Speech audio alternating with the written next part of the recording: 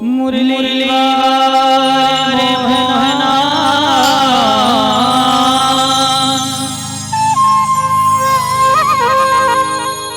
नेक नेक मुरली जो बजा तेरी मुरली मेरो मेरो मन हरो मोहि घर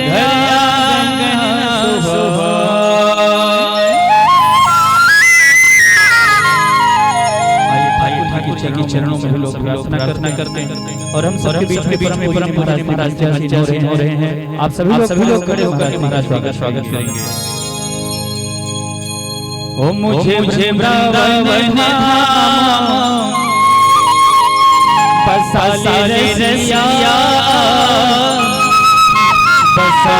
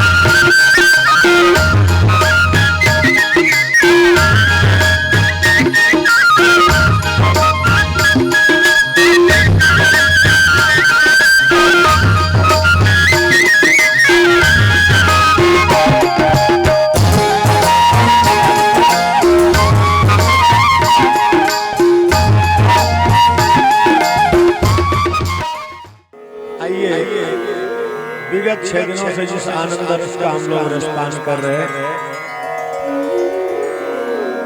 आज उसके उत्तरार्ध का समय आ गया।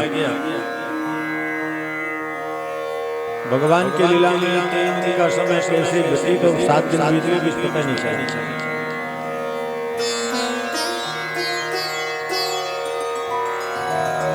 भगवान का संकीर्तन तो आप लोग करते रहते हो, संकीर्तन तो चलता रहता है, लेकिन संकीर्तन करने वालों संकीर्तन 3 प्रकार का होता है। आप लोग कौन वाला करते हो? कीर्तन मंडली तो है आप लोग। मैं एक दिन समझ गया था, ये कथा के बीच में आप लोग जा रहे थे, ये मंडली वाले हैं, जरूर कोई न कोई इनका साप्ताहिक कार्यक्रम होगा, वहां जा रहे हैं। जहाँ भी अच्छी बात है, जाने संकीर्तन मंडल बनाया। क्यों रवि जी महाराज आपको तो लगता है संकीर्तन कितने प्रकार का होता है? परीक्षा नहीं ले रहा हूँ, आप भी प्रवक्ता हैं, तो ध्यान दे। छोटे भाई हंसते रहते हैं। संकीर्तन 3 प्रकार का होता है। गोपियां भगवान का संकीर्तन 3 प्रकार से करती हैं। भगवान के प्रेमी जन 3 प्रकार से, तो आप कहोगे 3 प्रकार का कौन सा है? ठीक है, तो पहला संकीर्तन है नाम संकीर्तन, नाम संकीर्तन, और दूसरा है गुण संकीर्तन, और तीसरा है लीला संकीर्तन। 3 प्रकार का संकीर्तन है। नाम जप करना भी संकीर्तन है, भगवान के गुणों का गुणगान करना भी संकीर्तन है, या भगवान की किसी लीला में खो जाना। आपस में 4 लोग बैठकर जब भगवान की लीला की चर्चा करते हैं ना, तो वो भी संकीर्तन की श्रेणी में ही आता। ठीक है कि नहीं? अब याद रहेगा। तो 3 प्रकार से भगवान का संकीर्तन गोपियां करती हैं। कभी तो नाम संकीर्तन करती हैं, और कभी आपस में बैठकर गुण संकीर्तन करती हैं। देखो ना, कन्हैया के अंदर ऐसे गुण हैं, ऐसा कार्य करते हैं, ऐसे बांसुरी बजाते हैं, ऐसे नृत्य करते हैं। ये सब चर्चा करना गुरु की तो चर्चा है। और लीला संकीर्तन आज देखो रात में कितना आनंद आया, हम लोग कैसे भगवान की लीला में आनंदित हुए, यमुना के तट पर ऐसे नृत्य का आनंद लिए, अलग अलग। लेकिन वो जहाँ बैठते हैं, जब बैठते हैं तो केवल संकीर्तन ही करते हैं।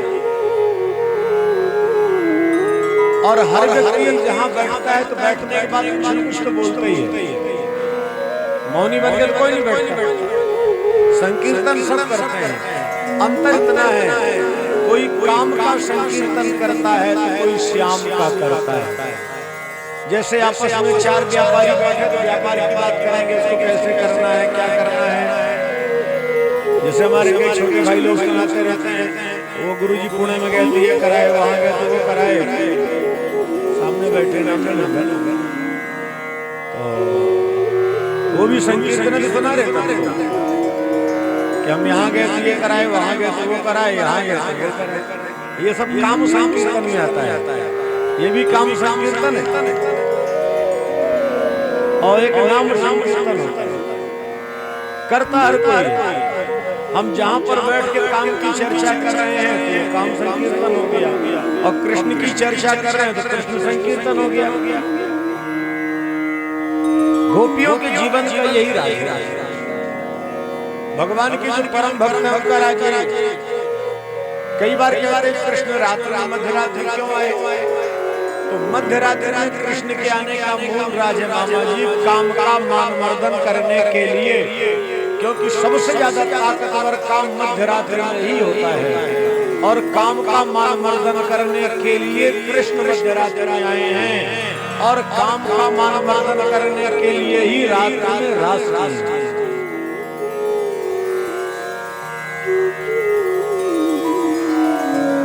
और उस काम को पराजित करने के लिए जो कृष्ण के भक्त हैं, कृष्ण के प्रेमी हैं, वो सायंकाल स्नान करके बैठ जाते हैं और फिर रास पंचाध्यायी के पाठ करते हैं। और सायंकाल स्नान करने के बाद जो नित्य प्रति रास पंचाध्यायी के पाठ करते रहते हैं, तो पाठ करते करते काम को पराजित कर कृष्ण के अनन्य उपासक बन भवसागर से पार हो जाते हैं। और जो इस क्रम में नहीं जाते तो कहीं न कहीं ये काम भ्रमित करके भटका देता है लोगों को, अच्छे अच्छे साधकों को भटका देता है। को जग काम नचा मन जाई, इस संसार में ऐसा कौन हुआ है जिसको ये काम नचाया नहीं है। तो काम के मानवर्धन के लिए कृष्ण का अवतार मध्य रात्रि में हुआ है। काम का मानवर्धन करने के लिए कृष्ण की रासलीला रात्रि में। भगवान की एक लीला का इतना सुंदर चिंतन है, कौन सी लीला कब किए हैं, इस लीला का हमारे जीवन से क्या संबंध है। यदि एक एक प्रसंगों को हम लोग समझते रहे धीरे धीरे तो कल्याण हो जाएगा। जैसे भवन बनाने के लिए, मकान बनाने के लिए एकाएक नहीं बन जाता, पहले पिलर खड़ा करना है, फिर दीवार, फिर धीरे धीरे। उसी प्रकार अपने जीवन को सजाने के लिए देवियों सज्जनों भगवान की एक एक लीला के महत्व को समझते चलो, और धीरे धीरे इतना सुंदर भवन सजेगा जहाँ राधा कृष्ण अपने आप आकर के विराजमान हो जाएंगे। और जिस दिन आपके इस भवन में राधा कृष्ण आ गए, उसी दिन समझ जाना हमारी साधना सार्थक हो गई, हमारा कल्याण हो गया। आप लोग कल बड़े प्यार के साथ कन्हैया का उत्सव विवाहोत्सव धूमधाम से मनाए। अब आगे की यात्रा में आइए आगे चलें। अब कन्हैया की बाल लीलाओं को नमन करें, छोड़ दें। बाल लीला में उलझ जाएंगे हम तो उलझे रहेंगे, बीमारी है। अब ये बीमारी आप लोग न पाल लेना, हमारे आप लोग अपनी बीमारी में टाइम से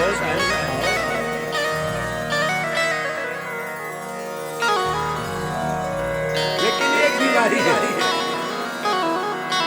कोई भी एक लीला में कृष्ण के चले जाओ, नए नए प्रसंग, नए नए भाव, नई मस्ती देते रहते हैं, और लगता है कुछ रोग यहाँ के लोगों को भी लग रहा है।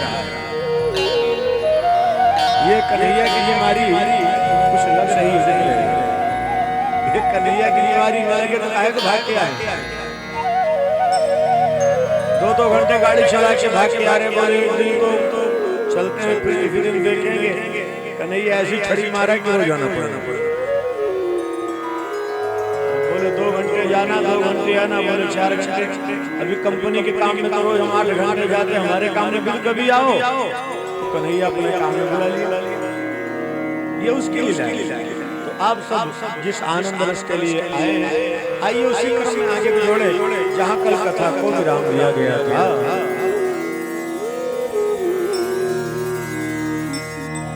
लेकिन उसके पहले राधा रानी का स्मरण कर लो भाई।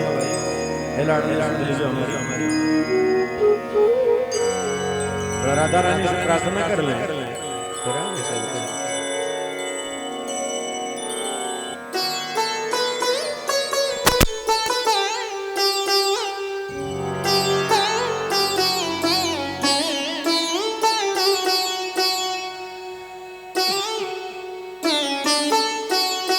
लाडली सुधली जो हमारी, महाराज रानी से प्रार्थना करिए उनकी कृपा हो, और उनकी कृपा होगी तो वृंदावन अपने आप आ जाओगे। लाडली सुधली जो हमारी, हे राधा रानी हे श्यामा प्यारी,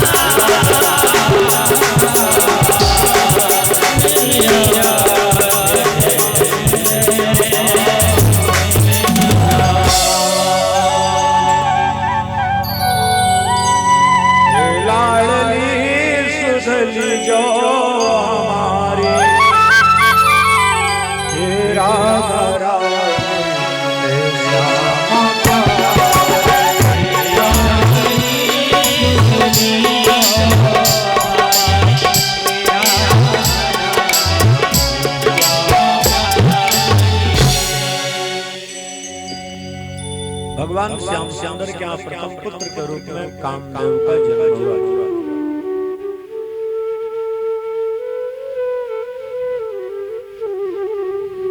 कामस्तु वासुदेवांसो दग्ध प्रागर प्रमन्युना देहोपपत्तये भूय तमेव प्रत्यपाद्यत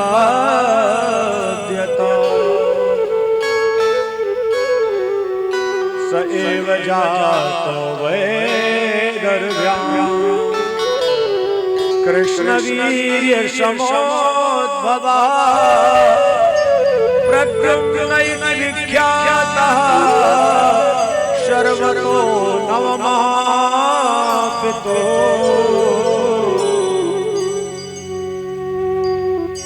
भगवान कृष्ण के प्रथम पुत्र के रूप में कामदेव का जन्म हुआ। भगवान के मन में न कोई हर्ष है न विषाद है। द्वारिकावासी सब सब आनंदित है, रुक्मिणी आनंदित है, लेकिन भगवान कृष्ण शांत है। पूरे द्वारिका में उत्सव छा गया।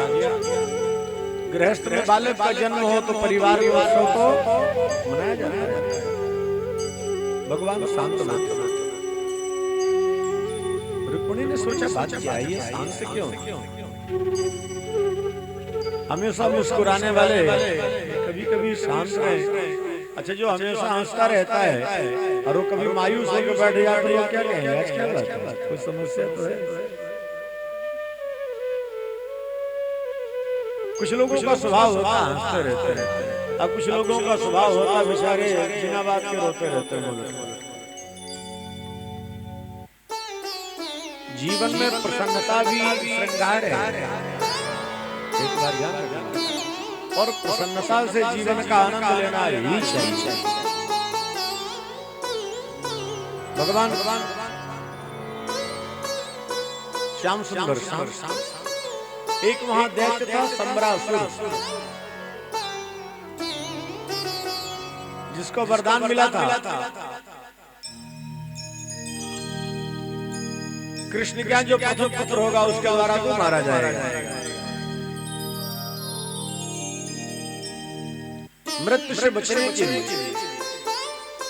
उस बालक के उसने था कि कब मुझे मौका मिले इस बालक को ले जाके मैं मार दूं। छठे दिन उसको ऐसा अवसर मिला, उस बालक को उठाया ले जाकर के समुद्र में फेंक दिया। अब उस बालक को समुद्र में फेंका, उस बालक को एक मछली, भगवान उस बालक को पेट में किए। जब प्रभु रक्षा का भार अपने हाथ में ले ले तो फिर कहीं कोई मार और हाथ हटा ले तो बचा।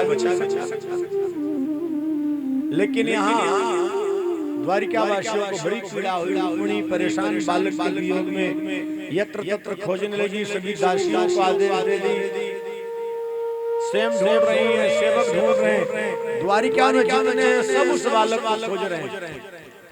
लेकिन रुक्मिणी से गलती हो गई, सबसे तो बोली लेकिन कृष्ण से नहीं बोली। खोज करके थक गए, कुछ पता नहीं चला, सब सेवक भी मायूस हो गए, दासियां भी मन का ही खड़ी हैं। तब कृष्ण के पास आए। भगवान ने कहा देखो, एक बालक को खोजने के लिए इतने सारे लोग लगे हैं, मैं अकेला ना भी रहूंगी, क्या समस्या है? क्यों बताओ? अब आप लोगों के पास इतने सारे लोग हैं और एक भगवान ना भी रहे, क्या समस्या है? क्यों मामा जी? भाई इतना बड़ा परिवार है, इतने भाई हैं, इतने बेटे हैं, इतने बच्चियां, दामाद हैं, बड़ा परिवार, इतने रिश्तेदार हैं, और एक कृष्ण ना भी रहेगा तो क्या अंतर पड़ता है? कोई अंतर नहीं पड़ेगा।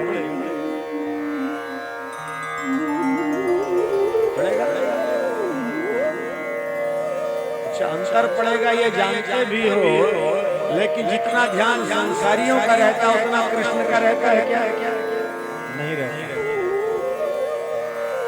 कोई मांगलिक कार्य हो तो अपने संबंधियों को हम आमंत्रण पत्र देते हैं कि नहीं देते? तो क्या किसी मांगलिक कार्य में हमारे कन्हैया को भी आमंत्रण पत्र देते हो कभी?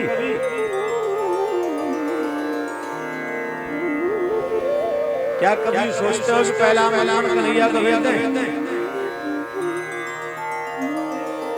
अब सुनने के बाद भले सब लोग कहते हैं हम कर लेते हैं, लेकिन अपने आप से पूछना कि आमंत्रण जिस भाव से हम सगे संबंधियों को देते हैं, तो क्या उस कन्हैया के लिए आमंत्रण पत्र होता है हमारे पास? आप कोई भी मांगलिक कार्यक्रम कर रहे हो, कैसा भी कार्यक्रम कर रहे हो, जरूरी नहीं वृंदावन जाओ, अपने घर में ठाकुर जी हैं वहीं, लेकिन कोई भी कार्य की पहली सूचना, पहला आमंत्रण भगवान को दे दो, भगवान के पास रख दो, आपका हर कार्य अच्छे से हो जाएगा। लेकिन हमको सब जगह जाने के लिए समय निकल आएगा, सब कार्य के लिए, भगवान के लिए चल कोई बात नहीं कर देंगे, क्या होगा, मंदिर तो बगल में ही है, चले जाएंगे। अब घर के पास ही तो मंदिर है, नाम भी है गोकुल गांव है, घर के पास कभी चले जाएंगे, उसी गली से निकलते हैं, पहले दूर वालों को देख ले, ये तो फिर पास ही में कभी देखेंगे। तो बाबा जब तक ये भाव रहेगा तो सब सभी रहेगा। भगवान ने कहा अच्छा, अब आपको मेरी आवश्यकता पड़ गई, यदि पहले आप सोच लेती मेरे पास आ जाती, कितना भटकना होता हो। कहीं न कहीं भूल हम लोगों से भी यही होती है, हम लोग जो ठोकर खाते हैं ना, संसारियों पर तो भरोसा कर लेते हैं, पर भगवान पर भरोसा नहीं कर पाते। कदाचित भगवान पर भरोसा कर लें तो संसारी भी खुश रहे, परिवार वाले भी खुश रहे, और हम और आप भी, जिसके सहारे सब प्रसन्न होने वाले हैं, हम उसी को भूल जाते हैं। और जिसके जीवन का सहारा कृष्ण है, उसके जीवन में किसी प्रकार से कभी कोई समस्या आ ही नहीं सकती। और जिसके जीवन का सहारा कृष्ण नहीं है, उसके जीवन में समस्या जा नहीं सकती।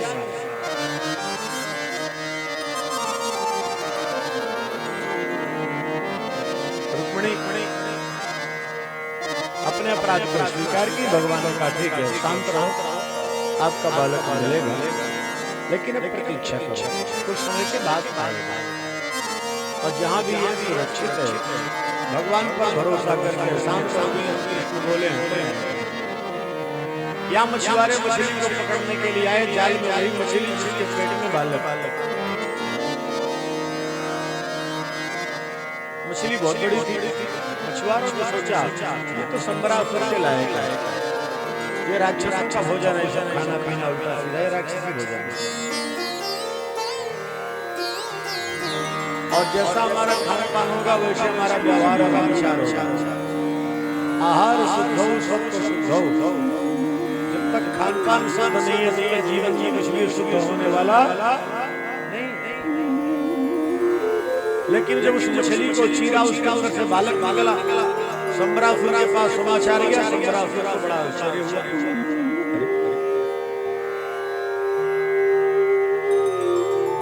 अब उस बालक की रक्षा के लिए दासी कर दिया, जिसका नाम था मायावती। वो सोचता था मेरा काल समाप्त हो गया, उसका काल उसी के पास आ गया। ये संसार सागर है, यहाँ जो भी आया है चलने के लिए आया है, चलना सबको है, रहना किसी को नहीं है। इसीलिए जितना समय भगवान गए उसका आनंद लो, और कब जाना है, कैसे जाना है, इस पर विचार करना छोड़ के भगवत प्राप्ति कैसे हो, इसको विचार कर अपना कल्याण करो, कल्याण हो जाएगा। कई लोग कहेंगे महाराज मुझे कोई ऐसा उपाय बता दो, अब मैं दुनिया से चला जाऊं या चली जाऊं, कोई उपाय ऐसा बताओ कि मैं दुनिया से जाऊं। अरे बाबा उपाय ये पूछो कि भगवान कैसे मिल जाए, बोले भगवान की आवश्यकता नहीं, तो वहां जाके क्या करोगे, कहीं नहीं जाओगे, लौट के यहीं आना है। कर्म भूमि यही है, शरीर छूटेगा फिर किसी योनि में चले जाओगे, फिर धक्का खाते भटकते रहोगे। कर्म का फल भोगने तो यहीं आना पड़ेगा ना। यदि आपको इतने विश्वास है गुरु पर, गोविंद पर, तो मृत्यु के लिए बात क्यों पूछते हो? ये पूछो कन्हैया कैसे मिलेगा, हमारा कल्याण कैसे होगा, ये पूछो ना। लेकिन जीवन भर जिसका चिंतन करेंगे, अंत में चिंतन तो वही है, चिंतन वही आएगा, भगवान कहाँ से? नारद जी रति को जाकर सारा प्रसंग बताए। रति दासी बन करके आ गया। जब रति दासी बन के आई, बालक की सेवा करने लगी। प्रद्युम्न 27 वर्ष के हो गए, शस्त्र और शास्त्र में पारंगत। तब रति एक दिन बड़ा सुंदर श्रृंगार करके आई। प्रद्युम्न ने कहा, क्या बात है, आप माँ के रूप में सेवा करती थी, आज आपका जो श्रृंगार हाव भाव कटाक्ष है कुछ बदला बदला है। रति ने कहा, हे स्वामी, ना मैं आपकी माँ हूं, नाम मेरे बेटे हो, फिर आप कौन हो, अपना परिचय दो। तो देवी क्या कहती है, सुनिए। भवान नारायण सुतः संवरेणार्तो गृहा अहं तेज कृता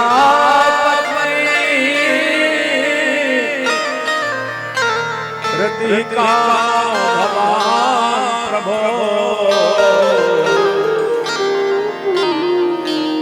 हे स्वामी, मैं आपकी पत्नी रति, आप कामदेव के अवतार प्रद्युम्न। संबरासुर आपका पिता नहीं, आपके पिता हैं द्वारिकाधीश, आपकी मां रुक्मिणी। ये तो राक्षस मृत्यु से बचने के लिए आपको समुद्र में फेंक दिया था, भगवान की कृपा से आपकी रक्षा हो गई। जैसे प्रद्युम्न को बोध हुआ रति के माध्यम से, अब प्रद्युम्न, देखो ये प्रद्युम्न का उत्तर नहीं है, ये हमारे आपके जीवन का उत्तर है। हमारे आपके असली माता पिता कौन है? राधा कृष्ण है या राम सीता, जो भी मानते हो, क्योंकि संसार में हमको आपको भेजने वाले हैं वही है। तो संसारी माता पिता की सेवा नहीं करें, इनकी सेवा करो, उसी रूप में करो, राम सीता के रूप में या राधा कृष्ण के रूप में। लेकिन इतना ध्यान रखो, असली माता पिता हमारे वही हैं। क्यों? हमेशा साथ वही रहेंगे। संसारी माता पिता किसी के जीवन भर साथ रहते नहीं हैं। जब लक्ष्मण जी जा रहे थे वन, प्रभु श्री राम के साथ चलने को तैयार हुए। लक्ष्मण ने कहा, प्रभु जी आप बन जा रहे हो तो मैं भी चलूं। भगवान ने कहा, क्यों? बोले, गुरुपित माँ तुम जानो काऊ, मैं माता पिता गुरु किसी को नहीं जानता आपके अलावा। भगवान ने कहा, ये बोल तो रहे हैं अभी, पर थोड़ा कच्चे, इनको पकाना है तो भेज दिए सुमित्रा के पास, जाओ माँ से अनुमति ले आओ। जब माँ से अनुमति की बात आई थी, चल पड़े सुमित्रा के पास। राम जी मुस्कुराए, अभी कह रहा है गुरुपित माँ तुम जानो काऊ, और अपनी माँ के पास भागा जा रहा है। सुमित्रा समझ गई। तो सुमित्रा ने कहा था, लक्ष्मण जब प्रभु बन जा रहे हैं तो तेरा यहाँ क्या काम है? प्रभु ने कहा जाकर के माँ से अनुमति ले आओ। प्रभु के संकेत को नहीं समझे। यदि अपनी माँ सीता को प्रणाम करके चले गए होते, मुझे ज्यादा प्रसन्नता होती। लक्ष्मण, मैं तुम्हारी एक जन्म की माँ हूँ, दशरथ तो तुम्हारे एक जन्म के पिता हैं, पर राम और सीता जन्म जन्मांतर के माता पिता हैं। तात तुम्हारे मातु भय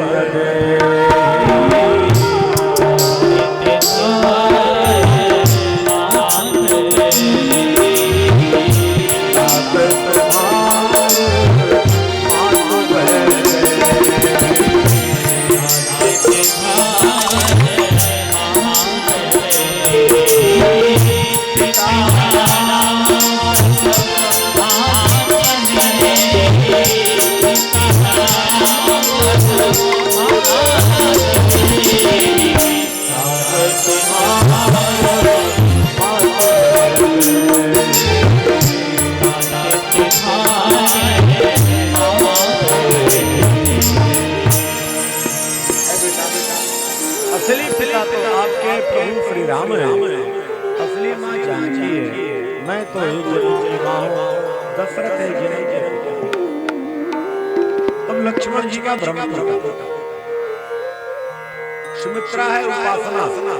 हम और आप उपासना के मार्ग में नहीं आएंगे तब कुछ समझ में आने वाला नहीं है। इसलिए जागिए, सवेरा हो गया। सामने इसीलिए बैठा है, सोने वाले को जान के सामने बैठा है, इंजेक्शन लगाते रहते हैं। एक भक्त बड़ा पहलवान का सो रहा है, ऐसे आंख बंद करके बैठ जाए, खत्म नहीं सोता रहे। अब एक बार दो बार पूछे, बोले सोते जागते मैं जागता हूँ। तो एक ने कहा कि ये बताओ, जब आप जागते हो तो फिर आंखें बंद होती, बोले ध्यान करता रहता है। बोले अच्छा, लेकिन जब गर्दन ऐसे लटक जाती तो प्रणाम किया करते हो क्या? अब क्या उत्तर दें? अब ध्यान में गर्दन करते नहीं। तो कई बार कथा में मीठी मीठी नींद तो आती है और आनी भी चाहिए। प्रभु श्री राम हमारे पिता है और माँ जानकी ही माँ है। इसका बोध किसने कराया? प्रद्युम्न को जब पता चला, शंबरासुर का वध किए। प्रद्युम्न और रति नारद जी से कहते महाराज अब आप पहुंचाओ भगवान के पास।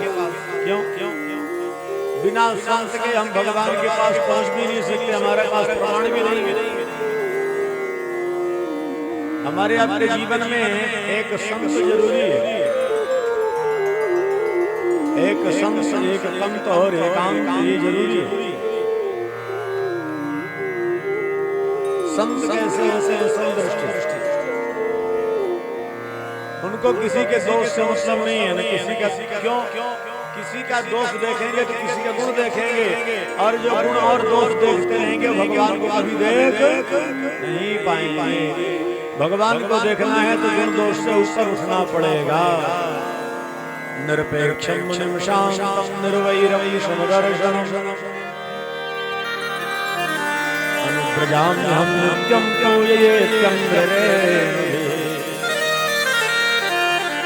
संतों की दृष्टि सम होती, कौन क्या करता है? सबका देखो, मानव सब एक जैसा है कि नहीं? लेकिन स्वभाव सबका एक जैसा है क्या? एक परिवार में 4 सदस्य हैं, चारों का स्वभाव भिन्न। कई बार परिवार में खाने की भी लड़ाई हो जाती है, वो कहता मुझे आज ये खाना, वो कहता मुझे ये खाना। बनाने वाली देवी सोचती से बनाऊं तो बनाऊं क्या? अब एक को कुछ पसंद है और एक को। तो मानव की समस्या तो स्वभाव की है। उसी प्रकार जिसका स्वभाव भजन में नहीं है, कितने प्रयास करो नहीं जाएगा तो काहे को परेशान हो? उसके चक्कर में अपना भजन क्यों छोड़ रहे हो? अपने भजन क्या कर्म बढ़ा दो, हो सकता है आपके भजन के प्रताप से उसका भी कल्याण हो जाए।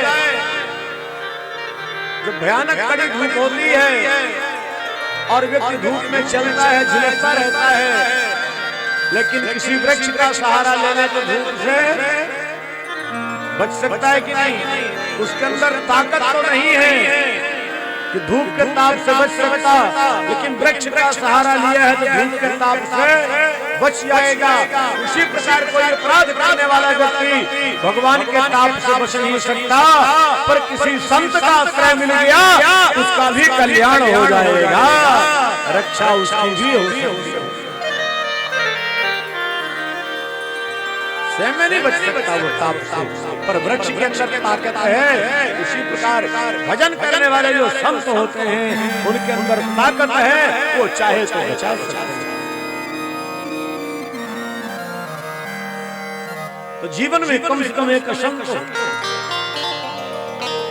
नारद जी के साथ द्वारिकावासी बहुत खुश हैं। भगवान सत्राजित नाम के राजा थे, जिनके पास श्यामंतक मणि थी। उस मणि का अर्थ था एक दिन में 8 मान सोना। 8 मान कितना होगा? क्यों भाई कछुआ बाजार वाला? 8 मान सोना एक मन कितने किलो का होता है? 40। हाँ सही उत्तर है।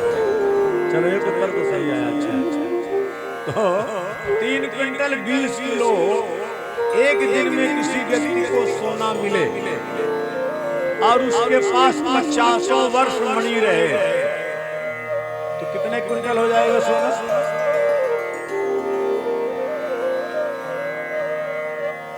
भाई एक वर्ष में 365 दिन होते हैं और 50 वर्ष उसके पास मणि रहे तो कितने क्विंटल हो जाएगा? कल्पना करो। एक दिन में 3 क्विंटल 20 किलो मिल रहा है। चारों तरफ उसके नगर में सोना ही सोना होगा। भगवान सोचे ज्यादा इसके पास धन हो गया अब ये मारा जाएगा। जहां ज्यादा धन होता है समस्या वहीं पैदा होती है। भगवान गए समझाने के लिए, राजन अब ये मणि मुझे दे दो, धन बहुत कमा लिए हो। सत्राजित ने कहा कृष्ण धन जितना चाहिए ले लो पर मणि। भगवान ने कहा देखो भाई ना मुझे आपके मणि की आवश्यकता है ना आपके धन की आवश्यकता है। क्यों अशोक जी कैसा मन मेरा कहना?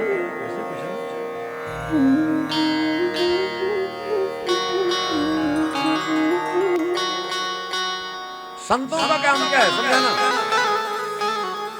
एक बात ध्यान रखना, संत आपको डराने के लिए नहीं आते हैं, संत समझाने आते हैं। और मान गए तो ठीक है, नहीं माने तो क्या समस्या?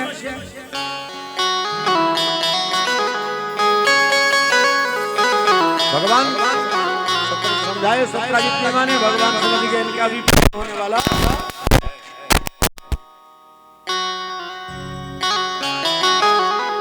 अब जैसे देखो भाई कन्हैया की कृपा हुई, 7 दिन के लिए अन्न जल था, आप लोगों के यहाँ आ गए।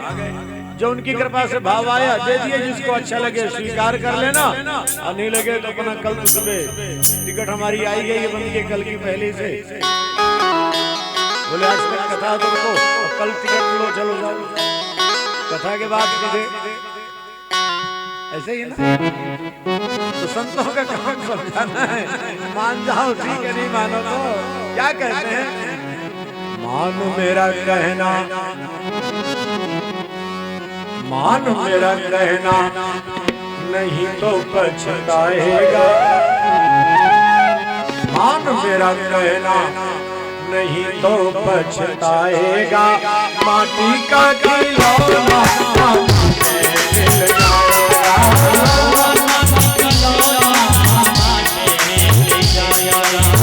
माटी का खिलौना मिल जाएगा।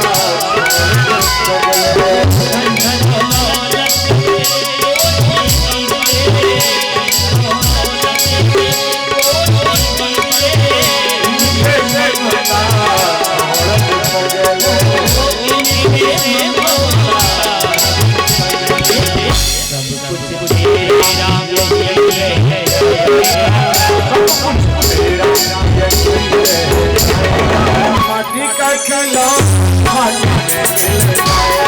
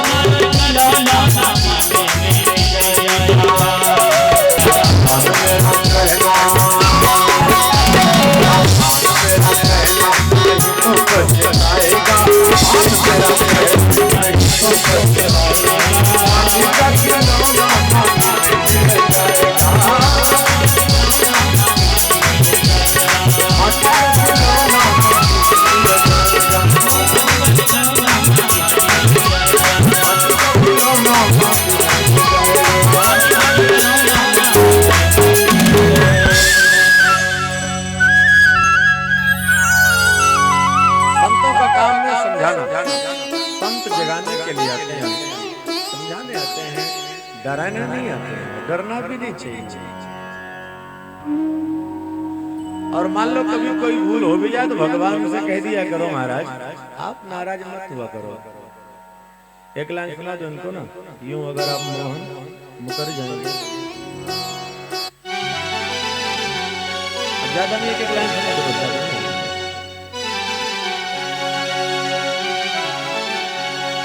यूं अगर आप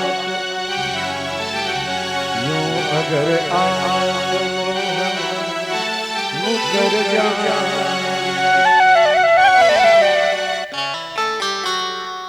क्यों मैया जाग रही है ना?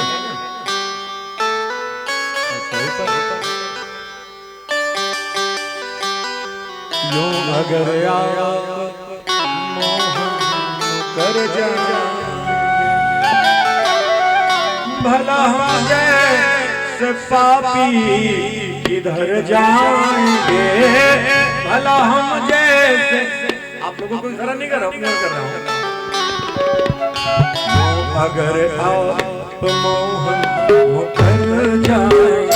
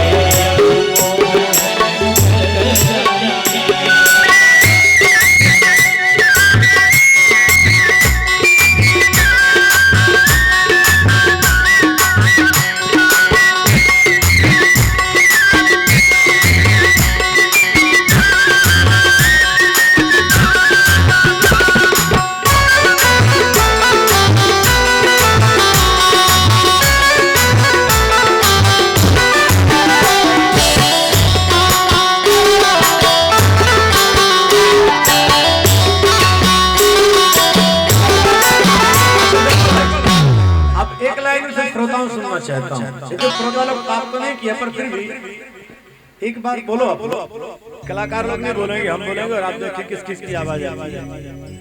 यूं अगर आप मोहन मुकर जाएंगे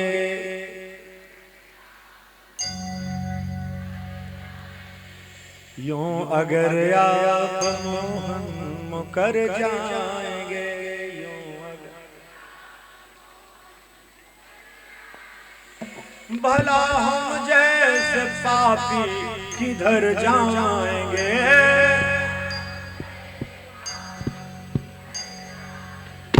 बहुत बहुत साधुवाद, बहुत अच्छे भाव से बोले हो, सभी को बहुत बहुत साधुवाद।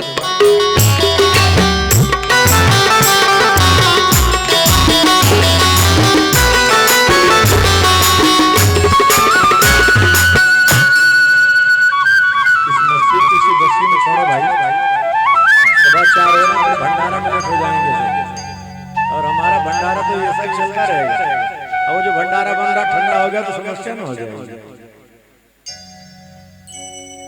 ये तो पागलों की दुनिया है भैया, आप लोग पागल मत बनो, ये पागलों का काम है।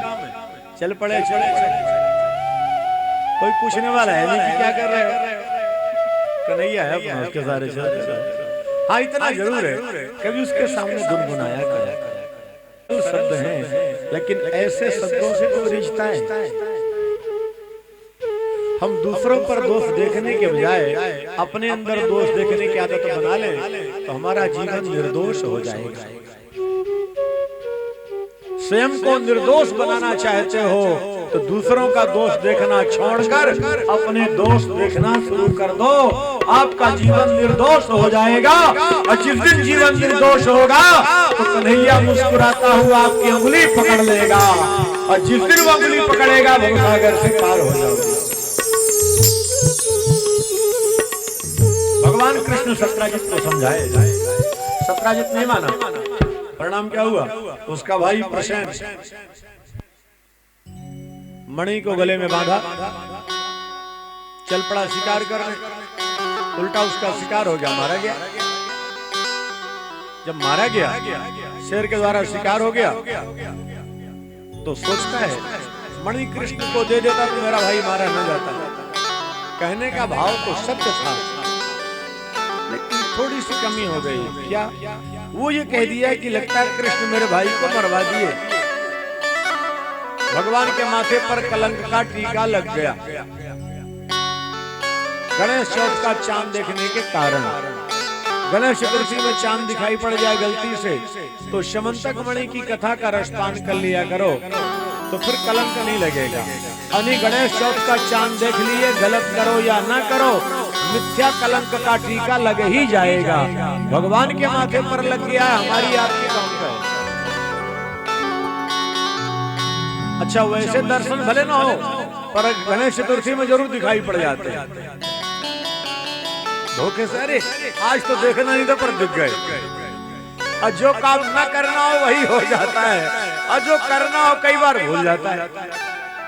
ये बड़ी समस्या है। भगवान इसी बहाने की लीला करने वाले थे, जाम्बवती पर कृपा करना था। गांधारी के श्राप को सत्य करने के लिए भगवान माध्यम बनाए इस लीला को। भगवान के पास ये बात पहुंच गई, भगवान द्वारिका वासियों को लेकर चल पड़े। मार्ग में देखे उसके भाई की अस्थियां पड़ी, उसके आगे एक मृत शेर दिखाई पड़ा, और आगे बढ़े एक बिल दिखाई पड़ा, उसके अंदर से प्रकाश आ रहा। भगवान ने कहा देखो 12 दिन तक मेरी प्रतीक्षा करना, मैं आ जाऊं तो ठीक है, और न आऊं तो आप लोग वापस चले जाएंगे। ऋक्षराज बिलम भीमम अंधेन तमसाव्रतम एको विवेश भगवान अवस्था के बही प्रजा। भगवान शिव को छोड़ के अंदर गए। जाम्बवती नाम की कन्या जो कभी किसी पुरुष को नहीं देखी थी, भगवान को देख के डर गई। जामवंत को आक्रोश आ गया, मेरे भवन में कौन आ गया, हमारे प्रभु पर आक्रमण कर दिया। जामवंत और भगवान का युद्ध चला 26 दिन तक। यहाँ 12 दिन के बाद द्वारिकावासी वापस चले गए। द्वारिका में यज्ञ प्रारंभ हो गया कि हमारे कृष्ण सकुशल लौट के आए। इसके लिए सत्राजित को सब कोस रहे हैं और भगवान के लिए यज्ञ कर रहे हैं। 27वें दिन हमारे प्रभु ऐसे मुश्किल का प्रहार किए, जामवंत मूर्छित हो गए, पसीने पसीने। भगवान अपना स्वरूप त्याग कर राम रूप में आ गए। जब राम रूप में आए, जामवंत ने कहा प्रभु आप? भगवान ने कहा क्यों प्रभु, मुझसे इतनी बड़ी भूल हो गई? भगवान ने कहा भूल नहीं, आपके संकल्प को पूर्ण करने के लिए हमने ऐसी लीला की। हमारा कौन सा संकल्प था? भगवान ने कहा याद करो, त्रेता के अंत में जब मैं राम के रूप में आया था तो सबसे बड़े मंत्री तो आप ही थे, जाम्बवंत मंत्री अति बूढ़ा। तो हमने पूछा था रावण का उद्धार करने के बाद कि आपको युद्ध में आनंद आया कि नहीं? तो आपने कहा था प्रभु जब तक मेरी भुजाओं में पसीने न आए तो युद्ध में आनंद नहीं आता। तो पसीने मिला देता उसी समय, पर मर्यादा से बधा हुआ था। उस संकल्प को पूर्ण करने के लिए हमने ऐसी लीला की। जामवंत तो शरणागत हो गए, बोले महाराज क्षमा करो। पर आपसे एक प्रार्थना है, क्या? इस मणि के योग्य मैं नहीं, इस मणि को आप ले जाओ। और जब आपका अवतार हो गया तो मेरी कन्या के लिए आपसे सुयोग्य वर कौन हो सकता है? मेरी कन्या को भी ले लो। भगवान जाम्बवती के साथ पहुंचे द्वारिका। द्वारिकावासी भगवान को पाकर के बहुत खुश हुए। भगवान सेवकों से कहते हैं ले जाओ मणि दे दो सत्राजित को। सत्राजित को जब पता लगा मणि कृष्ण के पास नहीं थी, मिथ्या कलंक लगाया, तो सत्राजित सोचते हैं अपनी बेटी सत्यभामा का विवाह कृष्ण के साथ करके मणि मैं दे दूंगा। लेकिन लोभी व्यक्ति कहता तो है कि मैं ऐसा करूंगा करूंगा, लेकिन करता नहीं है। मन लोभी मन लालची, मन चंचल मन चोर, मन के मते न चालिए ये पलक पलक मन और। ये मन कब कहां कैसे भटका दे कुछ पता नहीं। मन बड़ा विलक्षण है।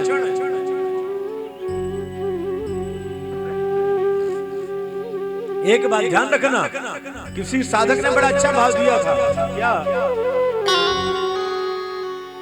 विलक्षण भाव इस मन का, विलक्षण भाव इस मन का, यही ठोकर खिलाता है।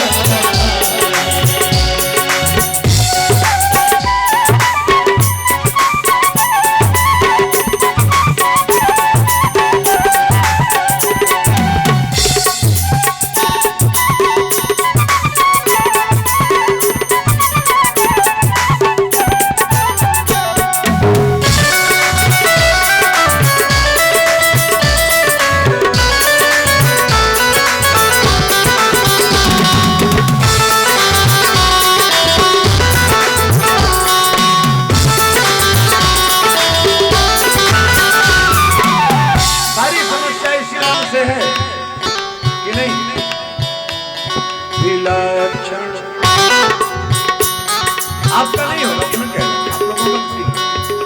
विलक्षण भाव इसका होकर खिलाता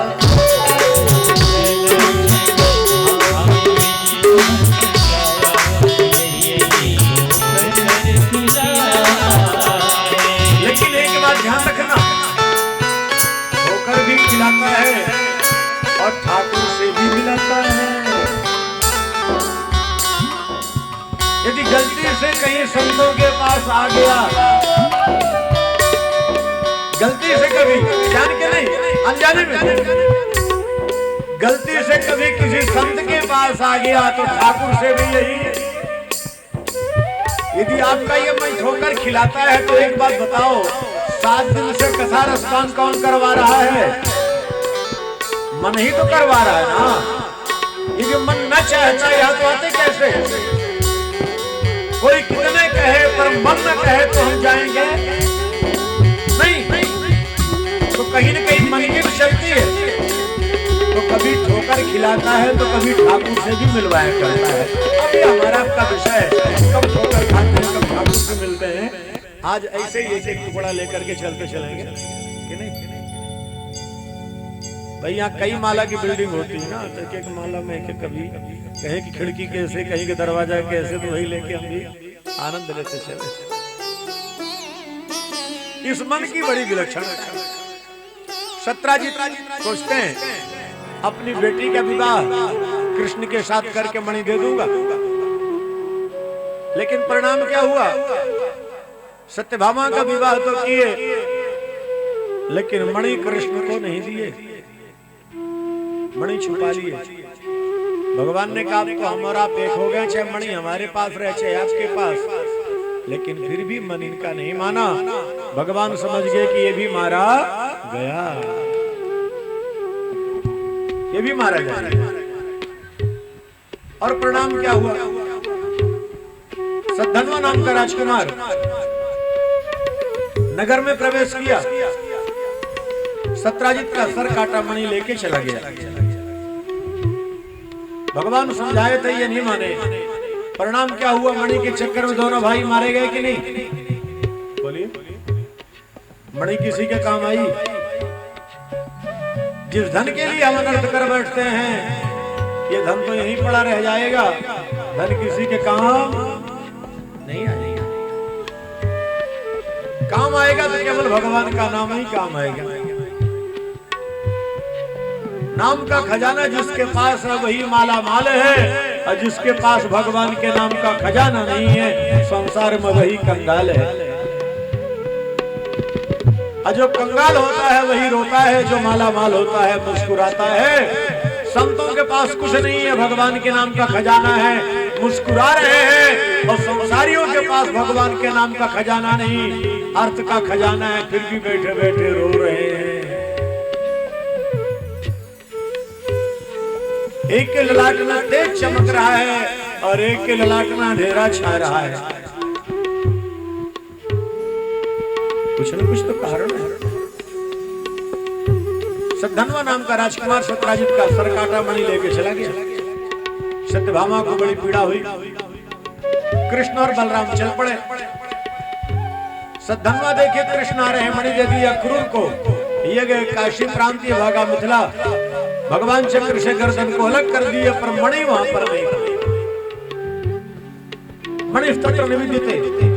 तब कृष्ण और बलराम वहां पर एक मानवीय लीला की है। कलयुग में जो भाई भाई में विवाद होता है उसका मूल कारण बड़ा भाई सोचता है छोटा भाई ज्यादा छुपा के रख लिया है, और छोटा भाई सोचता है बड़ा भाई रख लिया है। अरे बाबा, कोई भी रखा हो, क्या समस्या है? घी दाल में पड़ा हो या चावल में मिला के ही तो खाना है ना। समस्या क्या है? और एक बात ध्यान रखना, अरबों खरबों का आपके पास प्राप्त हो, भगवत कृपा हो और हो, लेकिन आपके जेब में उतने नहीं रहेंगे। जेब में उतने रहेंगे जितने से आपका काम चलने वाला है। बाकी कहाँ पड़ा है? बैंक में। और भगवान ने करे शनिवार को बैंक बंद हो जाए और अचानक दर्द शुरू हो जाए बाएं तरफ, डॉक्टर कहते 5 लाख चाहिए। अब सोमवार को बैंक खुलेगा तब तक क्या होगा?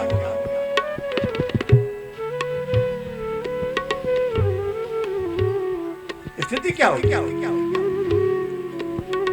वो पूंजी कहां जाएगी? फिर कब काम आएगी? भगवान अक्रूर को बुलवाए काशी से, तब बलराम के अंदर की भ्रांति दूर हुई। इसके बाद भगवान यमुना के तट पर कालिंदी, सूर्यपुत्री कालिंदी भगवान को पति के रूप में पाने के लिए अपने आप को तपा रही थी।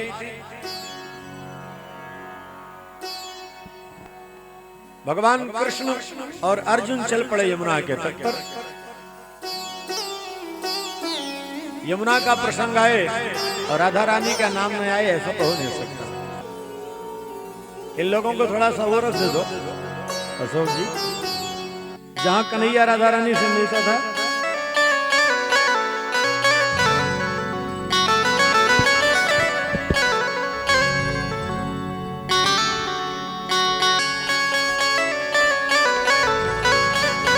एक बात ध्यान रखना वृंदावन जाने वालों, कन्हैया की कृपा हो वृंदावन आओ। अच्छा, वृंदावन जाते हो कि वृंदावन आते हो? क्या करते हो? जाते हो। और घर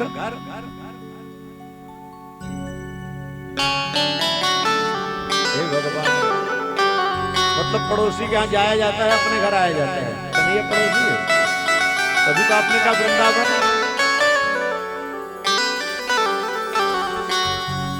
कभी वृंदावन भी आया करो ना। बोले महाराज हम घर तो रोज आते हैं, पर पड़ोसी के यहाँ कभी कभी जाते हैं। तो कन्हैया पड़ोसी है। अब वृंदावन जाओगे कि आओगे? आप भी बोलो कि जाओगे। अब बोलने में भी डरोगे कुछ समय के बाद कि क्या बोलूं क्या न बोलूं। ये महानगर के लोग बड़े बुद्धिमान होते हैं, इसलिए हम भी थोड़ा आनंद ले रहे हैं ना। तो भगवान कृष्ण की कृपा, जब भी वृंदावन आओ यमुना के तट पर जरूर बैठा करो। क्यों? कन्हैया जब भी किसी से मिला है तो यमुना के तट पर ही मिला है। और कृष्ण की एक एक लीला यमुना के तट पर है। यहाँ शूरपुत्री कालिंदी भगवान को पति के रूप में पाने के लिए अपने आप को तपा रही है। कहा? यमुना के तट पर। यमुना का एक बड़ा सुंदर भाव दिमाग में आ गया। 2-4 मिनट लेट हो जाए चलेगा ना? 5:30 का 6 बज जाए तो कोई दिक्कत नहीं। जिसको दिक्कत हो अपना दोपहर कर लो थोड़ा। अच्छा, आपको दिक्कत है तो आइए हम लोग आनंद लें। श्री राधे मेरी यमुना के पार मिलना,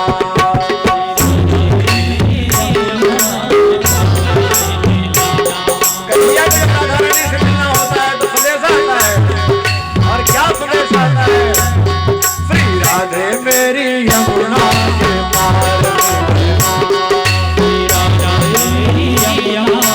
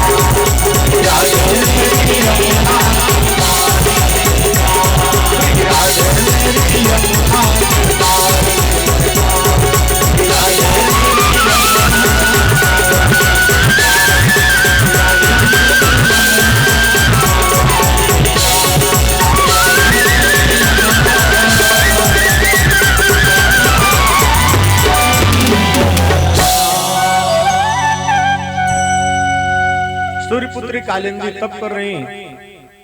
भगवान ने अर्जुन से कहा जाकर के पूछो ये कौन है।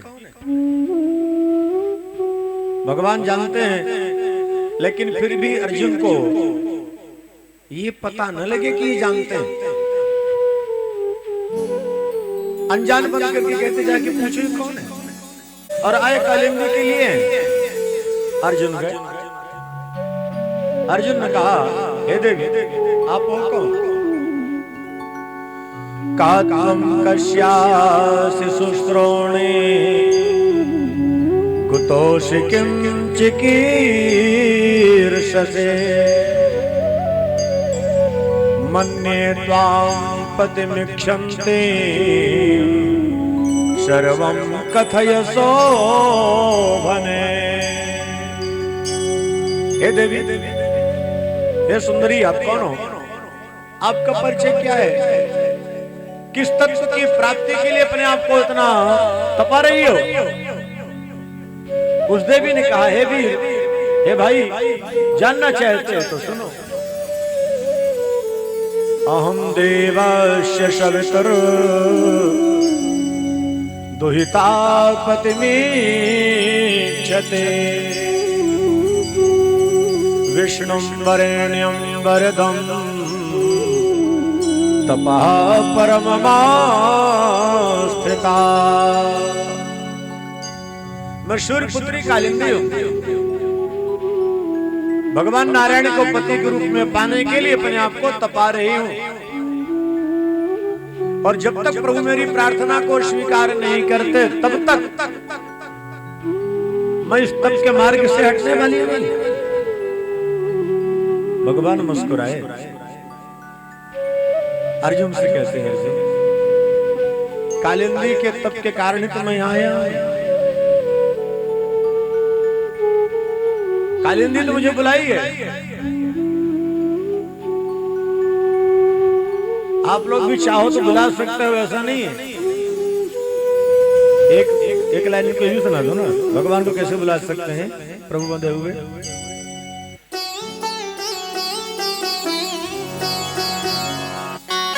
देवेश जी भी आज जा रहे क्या प्रभु बंधे हुए। कालिंदी बुलाई ही ना। भगवान क्या कहते हैं, भगवान का भाव प्रभु बंधे हुए खींचे हुए चले आएंगे। प्रभु बंधे हुए खींचे हुए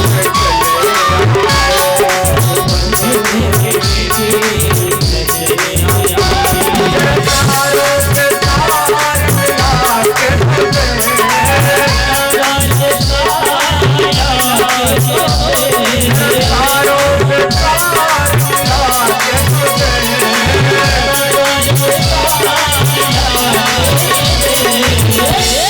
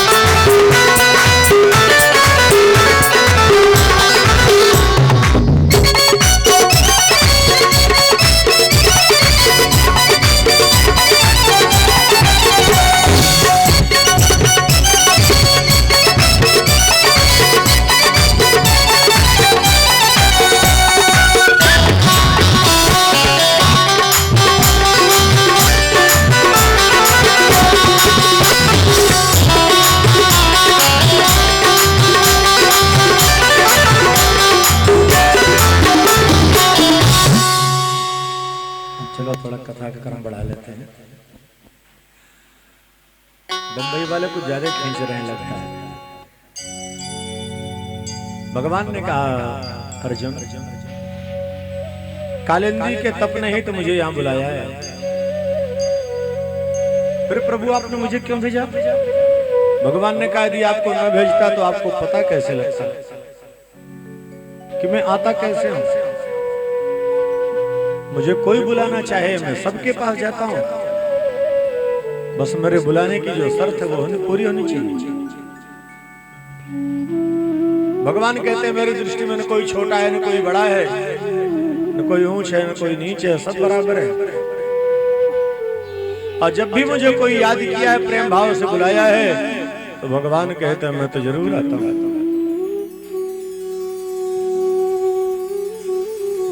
और बार बार उसको बुलाओगे तो कभी एक बार आपको वही बुला लेगा,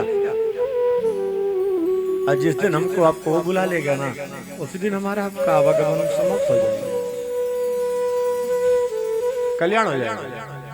भगवान कालिंदी के साथ विवाह किए। मित्रवृंदा नाम की राजकुमारी भगवान को पति के रूप में चाहती थी।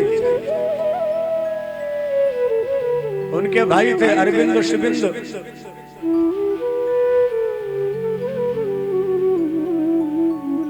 वो दोनों विरोध करते थे।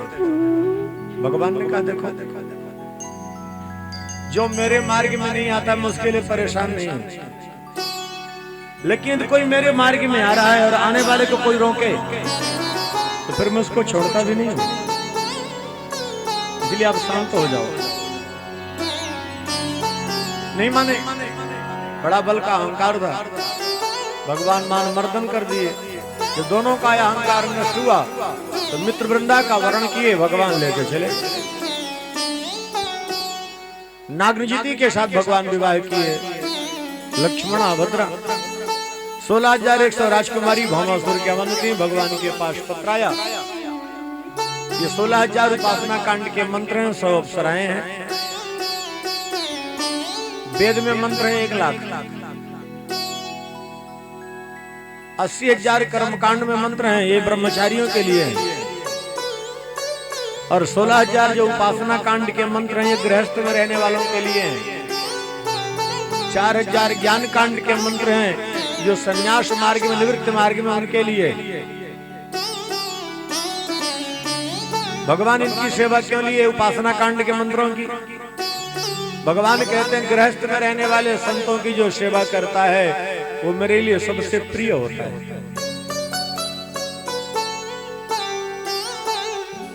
गृहस्थ में रहने वाला भगवान को सबसे प्रिय है। आप लोग परम भाग्यशाली हो, गृहस्थाश्रम में रहने वालों। बस 24 घंटे में ज्यादा नहीं। देखो एक दिन में 8 प्रहार होते हैं, ठीक है ना? तो एक प्रहार कितने घंटे का हो गया? फिर एक दिन में 8 प्रहार होते हैं। 24 घंटे में 8 प्रहार। एक प्रहार कितने घंटे का हो जाएगा? चलो आप लोग 3 तो होगा। अच्छा चलो ठीक। भगवान कहते हैं 7 प्रहार कहीं भी रहो, 1 प्रहार मुझे दे दो बस। 1 प्रहार मेरी सेवा कर लो। किसी प्रकार की जीवन में कोई समस्या नहीं आने दूंगा। 4 से 7 प्रातः काल 4 से 7 ये प्रहार भगवान को दे दो। अब बाकी कहीं भी घूमते रहो, कहीं भी आओ जाओ, कोई समस्या नहीं है। अब आजकल देवियों को पता ना होगा, पर पहले जो माताएं होती थी दधिवाजन करती थी ना, तो सूर्योदय के पहले दधिवाजन कर लेती थी। क्यों? सूर्य की किरणें पड़ने के बाद फिर मक्खन जल्दी निकलता। सही है कि नहीं? और एक बार मक्खन निकलने के बाद उस मक्खन को डाल देती थी उसी छाछ में, और सारा दिन मक्खन पड़ा रहता था उसी में। अपना गृह कार्य करती थी, जब मर्जी उसको पका ले, फिर कोई समस्या। सही है कि नहीं? तो एक बात ध्यान देना, इस संसार सागर में ये छाछ रूपी माया में आप 21 घंटे पड़े रहो, कोई समस्या नहीं रहेगी। बस 3 घंटे मंथन करके भगवान का भजन कर लो, तो बाकी कोई समस्या नहीं है। जीवन में आनंद ही आनंद है। बात समझ आ गई कि नहीं आ गई? मक्खन निकालने के लिए जैसे सूर्योदय के समय भैया 3 घंटे भगवान का नाम ले लो, फिर चाहे नाती पोतो मेरा चाहे कहीं रहो, कोई समस्या नहीं है, फिर कोई दिक्कत नहीं है। नौका जल में ही रहती है, कोई समस्या नहीं होती। प्रयास ये करो जल में नौका न रहे। अच्छा, जल में नौका रहे तो हम पार हो जाएंगे कि नहीं?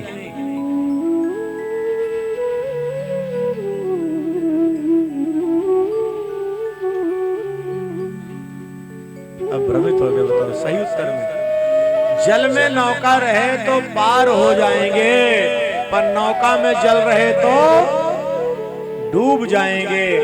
हम संसार में रहे तो भी पार हो जाएंगे, संसार हम में रहे तो हम डूब जाएंगे।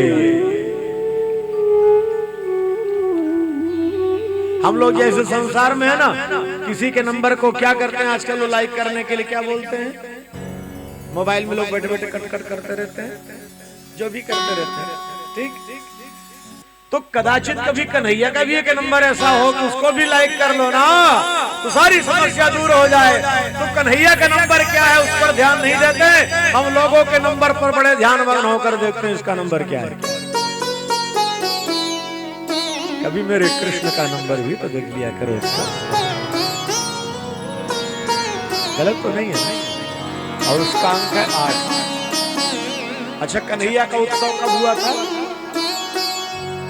राम जी का उत्सव तो 9वीं को हुआ था ना, और कन्हैया का उत्सव अष्टमी को।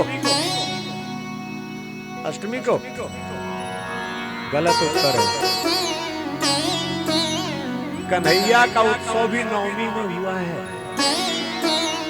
ये बताओ, रात्रि के 12 बजे अष्टमी में आए और वसुदेव जी लेके चले गए गोकुल।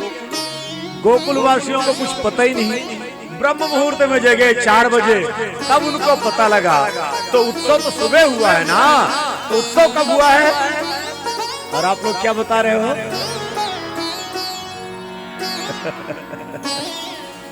हमने उत्सव पूछा, जन्म नहीं पूछा था। तो कृष्ण का भी उत्सव 9वीं में है और राम का भी उत्सव 9वीं में है। क्यों? अंकों में सबसे बड़ा अंक 9 का ही होता है। और कृष्ण का प्राकट्य अष्टमी की मध्यरात्रि तो हुआ है, अच्छी बात है, लेकिन उस समय तो वसुदेव जी स्तुति के सब सो रहे थे, और गोकुल में भी कन्हैया को लेके गए तो गोकुलवासी सो रहे थे। जगह ब्रह्म मुहूर्त में तब तो पता लगा है। तो गोकुल में उत्सव तो 9वीं मनाया गया है। क्यों श्रोताओ, गलत तो नहीं है ना? पर कभी हम इन सब बिंदुओं पर चिंता नहीं करते, हम तो उड़ रहे हैं बस। विमान पर बैठे हैं, दिशा सूचक यंत्र खराब है विमान का, उड़ रहे हैं, कहां जाके गिरेंगे कुछ पता नहीं। भगवान 16,100 उपासना कांड के मंत्रों को जो राजकुमारी बनाए, सो अप्सराओं को उनकी इच्छा पूर्ति के लिए पहुंचे सत्यभामा के साथ। पहले मुर नाम का दैत्य उसका साथी था, भगवान ने उसका उद्धार किया। भगवान का नाम पड़ा मुरारी। भामासुर बड़ा मायावी था। सत्यभामा कहने पर भगवान उसका अंत किए। 16,100 राजकुमारियों को बंधन मुक्त किए। प्रभु ने कहा जाओ देवी अपने अपने घर। देवियां कहती है प्रभु हम लोगों का जीवन पवित्र पावन है, इसमें कोई प्रमाण की आवश्यकता नहीं, आप भी जानते हो, लेकिन ये संसारी लोग अब मुझे स्वीकार नहीं करेंगे। हमारे सामने 2 ही मार्ग है, या तो महाराज आप अपना लो अथवा हम सब मृत्यु का वर्ण कर लें। भगवान ने कहा मृत्यु के वर्ण की आवश्यकता नहीं है, चलो हम सबको अपना लेते हैं। भगवान एक ही मुहूर्त में सबके साथ विवाह किए। 16,108। कृष्ण रुक्मिणी का हास परिहास भी है। देखो चावल दाल में स्वाद तो होता है, पर चटनी थोड़ा हो जाए तो और स्वाद हो जाता है, और चटनी ज्यादा हो जाए तो स्वाद बेकार हो जाता है। तो पति पत्नी का प्रेम चावल दाल है, और कभी थोड़ा बहुत खटपट हो जाए तो समझ जाना ये मीठी चटनी है। पर चटनी ज्यादा ना कर देना कि फिर बैठ के आंसू बहाना पड़े। कन्हैया चटनी ज्यादा ही कर दिया, रुक्मिणी मूर्छित हो गई। भगवान ने कहा बड़ी समस्या हो गई, समझाए किसी प्रकार से सांत्वना दिया। रुक्मिणी सोचती है हमारे प्रभु का और भाई के आपस में मधुर संबंध हो। रुक्मी की पुत्री थी रुक्मावती। रुक्मावती का विवाह प्रद्युम्न के साथ। जितनी कृष्ण की पटरानियां थी सबको बालक मिले, लेकिन जाम्बवती के यहाँ कोई संतान नहीं। जाम्बवती बहुत परेशान अशांत रहती थी। भगवान ने कहा जाम्बवती आप उदास मानस के क्यों हो? कृष्ण सबको संतान सुख की प्राप्ति हुई, मुझे क्यों वंचित रखा गया? भगवान जान के संतान नहीं दे रहे थे। क्यों? जाम्बवती की गर्भ से जो आने वाला बालक है द्वारिका में अशांति का कारण यही बनेगा, और द्वारिका के पतन का मार्ग भी यही से प्रशस्त होगा, जिसका नाम होगा शांब। रुक्मिणी ने कहा कोई बात नहीं, प्रद्युम्न का तिलक आप कर दो। जाम्बवती ने कहा मैं नहीं करूंगी,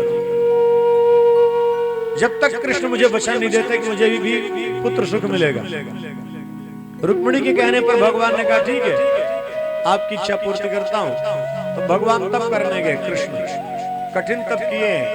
तो शंकर का जो संहारक अंश है और काली की संहारक शक्ति, दोनों के अंश से जो तेज आया प्रसाद, उसी को दिए भगवान ला करके जाम्बवती को, जिससे पुत्र पैदा हुआ शांब।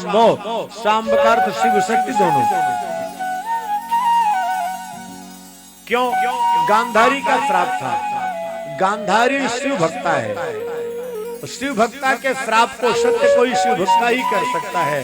जाम्बवती भी इसी मार्ग की उपासिका थी। जाम्बवती भी तंत्र मार्ग में थी।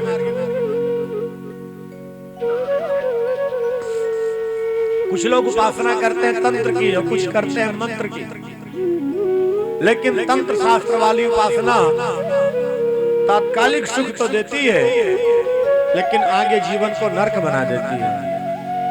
और मंत्र की साधना फल देती विलंब से, लेकिन जीवन यात्रा को आगे वो धन्य धन्य कर दिया करती है। इसलिए मंत्र पर विश्वास करके चलो, तंत्र पर थोड़ा बचो। आगे जिसकी जो मर्जी हो वो ठीक है, किसी को मना करने नहीं आए, जिसको जो अच्छा लगे वो। यहाँ बलराम जी चल पड़े विवाह के लिए। अब कृष्ण चले गए तब करने।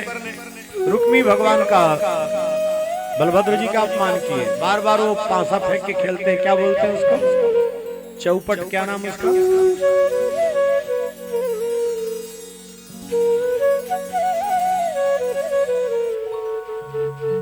चौपड़, चौसर। अच्छा, जय हो। शुद्ध नाम इसका देवी और माता चौपट ही है। कोई चौसर कहोगे, कोई चौपड़ कहोगे, कोई पांसा कहेगा, मुझे पता है इतना। चौपट क्यों है ये बताओ। द्रौपदी की दुर्गति किस खेल से हुई है? पांडव बन बन किस खेल से भटके हैं? कौरवों का विनाश किस खेल के कारण हुआ है? इसका शुद्ध नाम क्या है?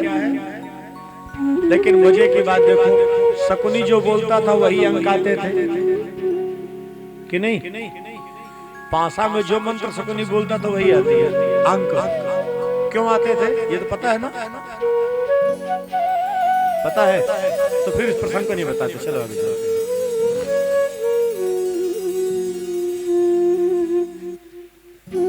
ये शकुनी के पिता के अस्थियों के पासे थे।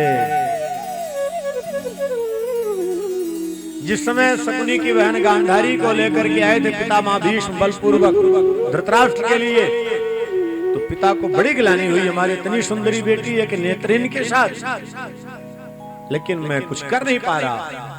उस समय प्रतिज्ञा किया था, जब तक मैं आपके वंश का विनाश नहीं कर दूंगा तब तक मुझे शांति नहीं मिलेगी। तो उसके लिए कुछ कुछ कर नहीं पाए तो अपने बेटे शकुनी को बोला था, जाओ अपने भांजों के अंदर द्यूत क्रीड़ा का दुर्गुण पैदा करो और उसी के माध्यम से विनाश करो। अब बीच में आया था वही काम करने, जब शरीर छूटने लगा तो बालक गया। शकुनी जैसे गए पिता के पास तो बोले, बेटा मैं शरीर तो छोड़ रहा हूं लेकिन मेरी अस्थियों को गंगा में प्रवाहित मत करना, ना मुझे जलाना भी। फिर मेरी अस्थियों के बनाओ पासे और इसी पासों के माध्यम से जो अंग कहोगे मैं उसी अंग के रूप में आ जाऊंगा और इसी समय इनका विनाश करूंगा। और जब तक इनके वंश का विनाश नहीं होगा तब तक मेरा कल्याण। इसलिए उसके पिता की अस्थियों के पासे। इसके बाद बाणासुर भगवान शिव की आराधना करके 1000 भुजा प्राप्त किए। आइए 2 मिनट भगवान शिव के नाम का संकीर्तन कर लें हम लोग, फिर आगे के प्रसंगों को करते हुए सीधे सुदामा जी के पास चलते हैं।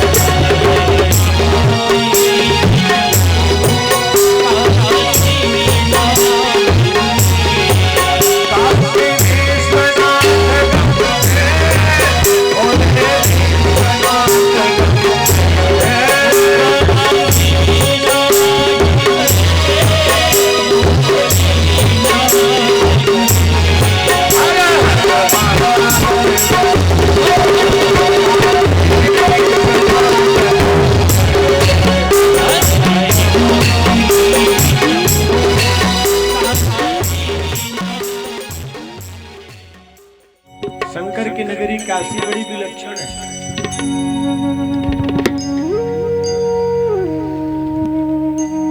चना छबेना गंगजल और विश्वनाथ दरबार ये बहुत प्रिय है। और काशी के किनारे वाले अब महानगर में आके बस गए तो कभी कभी काशी भी तो जाना चाहिए ना, कि नहीं? एक लाइन सुना दो उनको काशी का भी नजारा, जहाँ डमरू बजाए बोलना। एक एक लाइन उनको ललचा करो,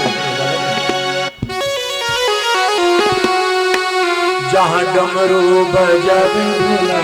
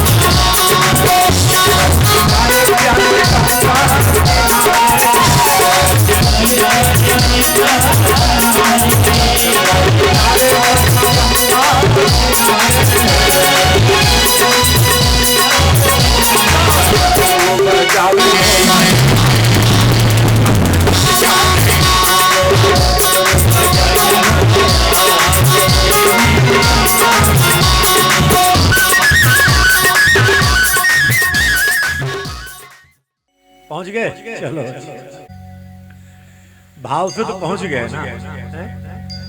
अन्नपूर्णा का दर्शन भी हो गया, भगवान विश्वनाथ का भी दर्शन हो गया, गंगा की वो लहर भी याद आ गई होगी दिमाग में, कि नहीं? केदार घाट, तुलसी घाट, 80 घाट, सारे घाट दिमाग में आने लगे हो।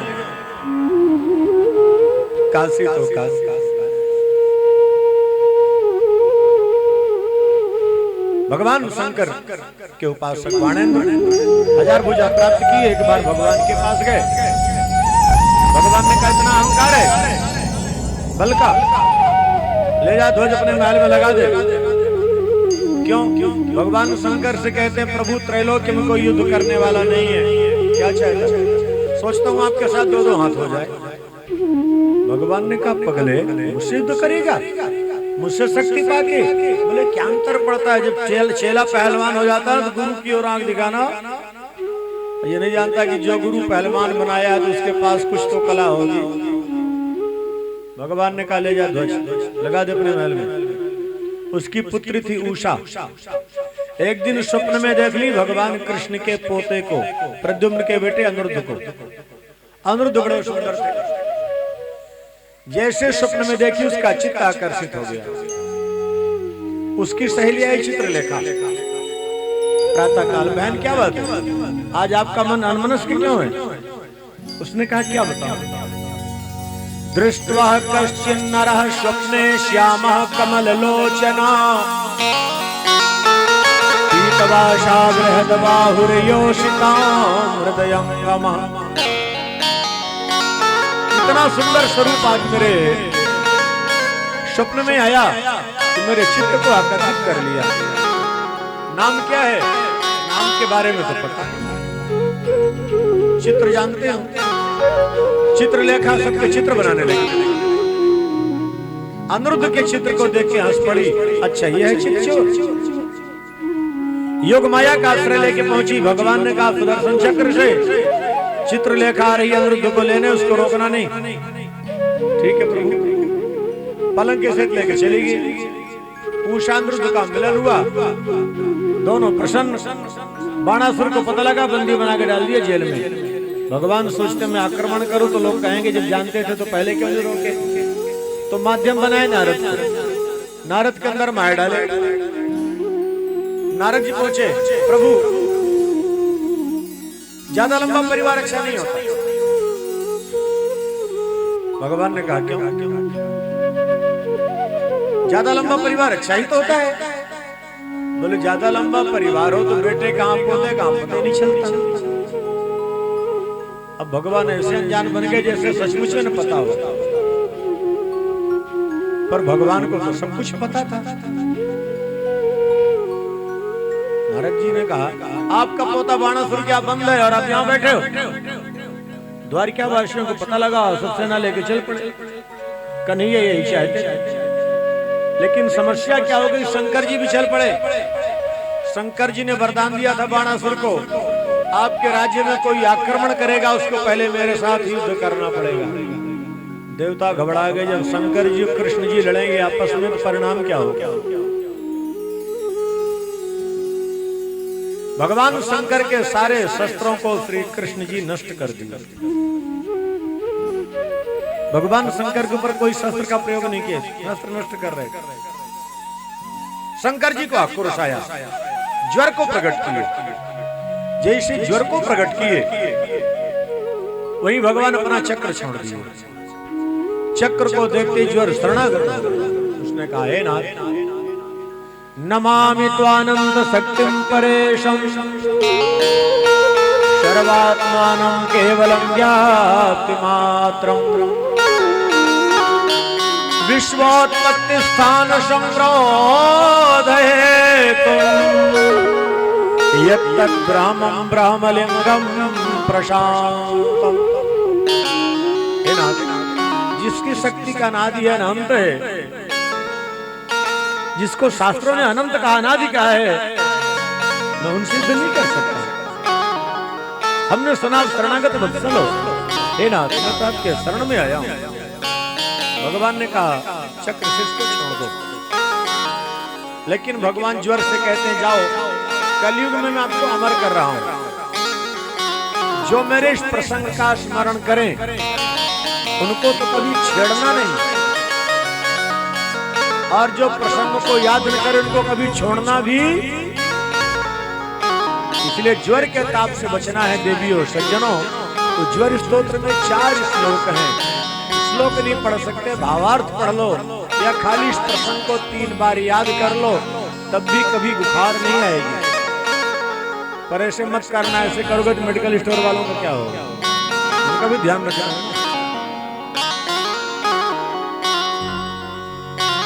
ज्वर स्तोत्र। हाँ, किसी को परीक्षण करना हो तो मैं गारंटी से कहता हूँ, किसी को बुखार आ रही है, ठीक नहीं हो रहा, राधा कृष्ण का एक विग्रह रख लो सामने, घी का दीपक जला लो और एक पात्र में गंगा जल ले लो, उसको बाएं हाथ में रख लो, ज्वर स्तोत्र के 108 पाठ कर लो। कितने? 108। 108 पाठ करने के बाद 4 श्लोकों का 108 बार पढ़ लो। 1 चम्मच गंगा जल उससे निकाल के कटोरी में जो ले रखे हो, राधा कृष्ण के चरण कमल में छुआ दो, जो फोटो सामने है, और फिर उसी जल को उस जल में मिला दो। और मिलाने के बाद जिसको भी बुखार आ रही है उसको पिला दो। कैसी भी बुखार हो, 3 दिन प्रयोग करो, गारंटी है 100% उसकी बुखार दूर हो जाएगी। और ये कोई सुना सुनाया प्रसंग नहीं है, एक नहीं 50 प्रैक्टिकल इसके प्रमाण है कि लोगों ने किया है। वेदांता में एडमिट थे, गुड़गांव वेदांता हॉस्पिटल में, रोने लगे, महाराज बुखार नहीं उतर रही है। हमने कहा ये प्रयोग कर दो, बोले जल नहीं पहुंचेगा वहां, डॉक्टर मना कर रहे हैं। हमने कहा फिर मैं कुछ नहीं कर सकता, किसी प्रकार से पिलाओ। 2 दिन जल पिलाए, तीसरे दिन छुट्टी करा के घर लेके आ गए। भागवत में तो सब कुछ है, दुर्भाग्य है कि हम कुछ करते नहीं, मानते नहीं। भगवान की वाणी है, तीसरे से प्रसन्नोस्मि वेतते मज्जुरात भयम योनो स्मृति संवादम कश्य तन्न भवेत भयम। इसके बाद जन्मनास्त्र का प्रयोग कर दिए। आलस्य, कई आलसी होते ना, सुबह उनको जगाओ, 4 पाई में पड़े रहेंगे, अरे सो थोड़ो ही रहे हैं, जग रहे हैं, जग रहे उठ के बैठ जाओ, नहीं बस ऐसे ही लेटे हैं। आलसियों की जिंदगी बड़ी बेकार होती है। आजकल के कई बच्चे बच्चियों को देखता हूँ 11 बजे 12 बजे तक सो रहे हैं, बोले रात में जग गए थे, दिन में सो रहे हैं 12 बजे तक। क्या करेंगे ऐसे बच्चे भविष्य में? ब्रह्म मुहूर्त में सोने वाले बालक की बुद्धि कमजोर हो जाती है। जिस बालक बालिका को पढ़ाई के क्षेत्र में या किसी भी कर्म क्षेत्र में टॉप करना है, आगे बढ़ना है, उसको सुबह 4 बजे जगना ही चाहिए। और जो बालक बालिका 4 बजे जग के पढ़ाई करेंगे वो सफल हो जाएंगे। लेकिन 4 बजे सोएंगे ब्रह्म मुहूर्त में तो खाली सिर पीटेंगे, फिर कुछ मिलने वाला नहीं है।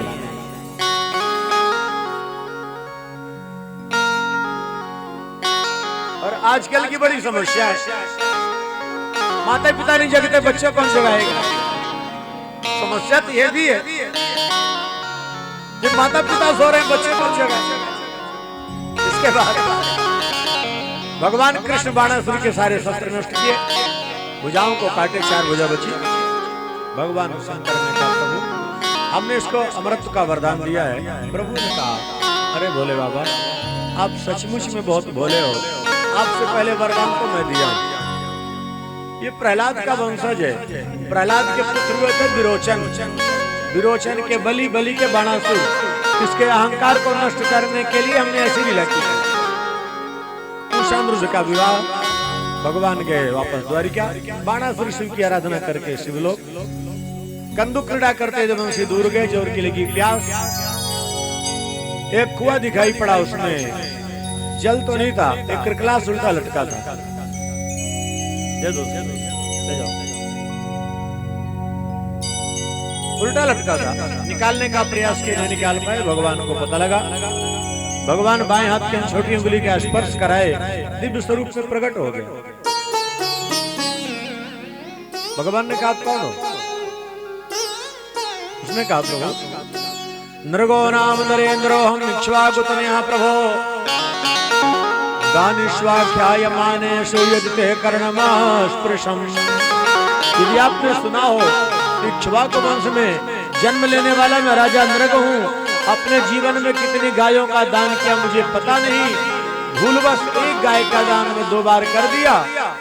ब्राह्मणों में विवाद हुआ, मुझे श्राप दिए, पर मैं सोचता हूँ श्राप ने मुझे वरदान दिए। यदि ऐसा न होता तो मुझे आपका दर्शन इस रूप में प्राप्त नहीं हो। राजा नृग पर कृपा, भगवान श्याम सुंदर काशी नरेश पौंडरक का उद्धार किए, नारद जी को गृहस्थ का दर्शन कराए।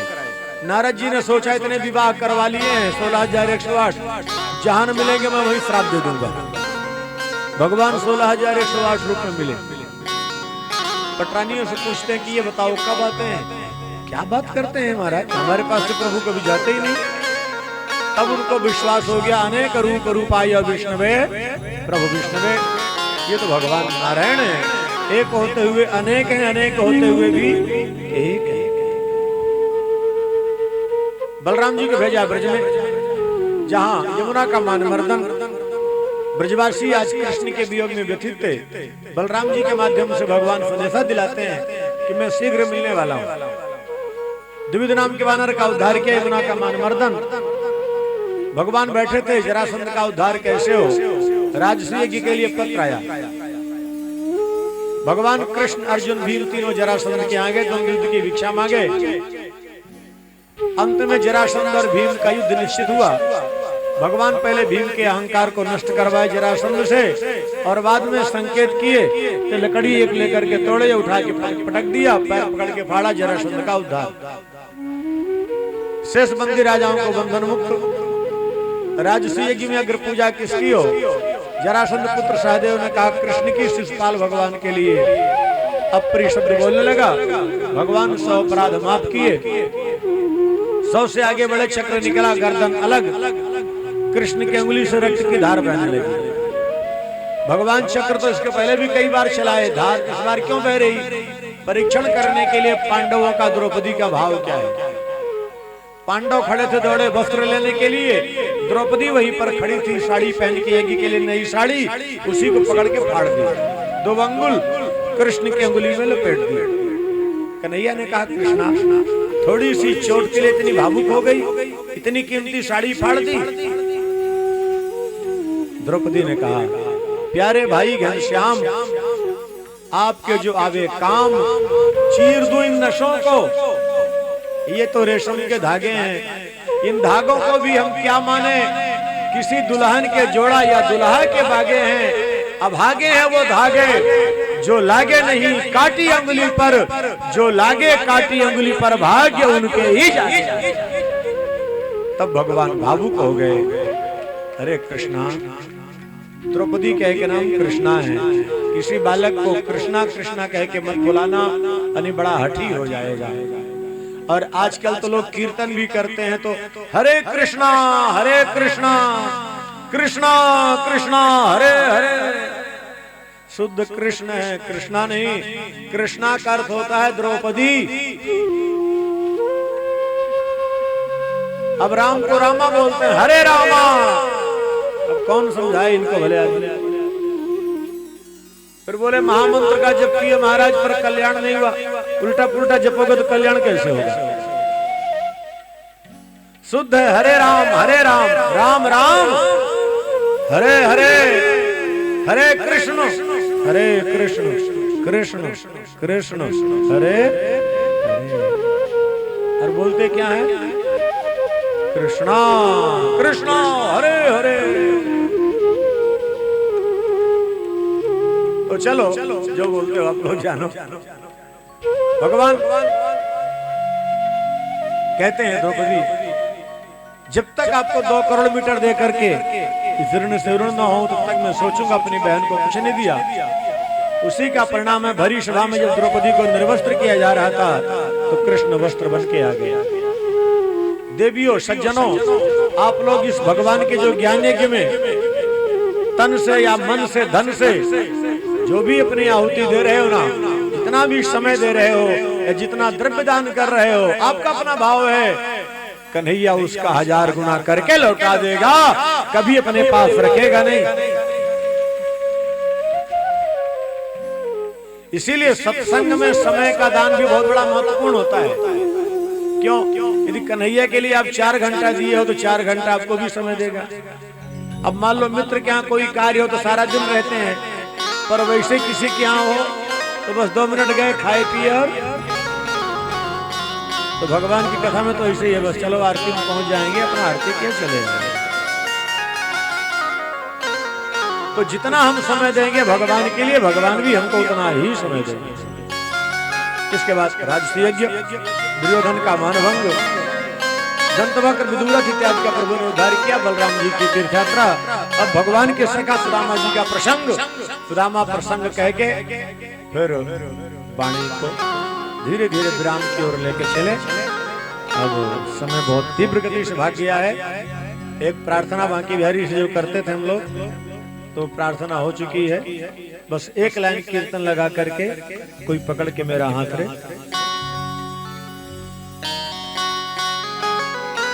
एक लाइन प्रार्थना कर लें, क्योंकि प्रार्थना करेंगे समय ज्यादा हो जाएगा।